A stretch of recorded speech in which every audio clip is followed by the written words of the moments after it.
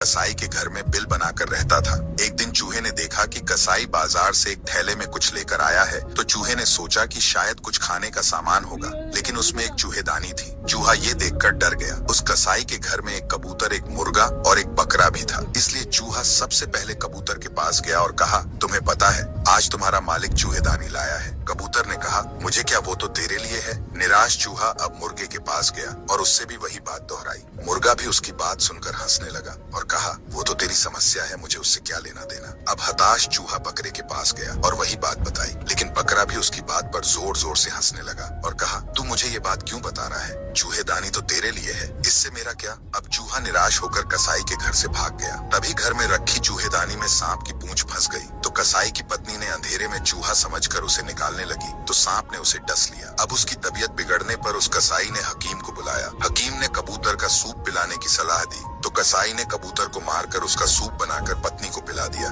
कसाई की पत्नी के बीमार होने की खबर सुनकर कई रिश्तेदार मिलने आ पहुंचे, लेकिन उस वक्त घर में खाने के लिए कुछ था नहीं, तो कसाई ने उस मुर्गे को भी काट डाला और सभी मेहमानों को परोस दिया। फिर कुछ दिनों बाद जब कसाई की पत्नी ठीक हो गई, तो इस खुशी में कसाई ने घर में खास मेहमानों के लिए बकरे की दावत रखी और अब बकरा भी खत्म। निष्कर्ष, हमें कभी भी दूसरों की समस्या सुनकर उसका मजाक नहीं उड़ाना चाहिए, बल्कि उसे समझना और सुलझाना चाहिए, क्योंकि वो समस्या हम पर भी। एक चूहा एक कसाई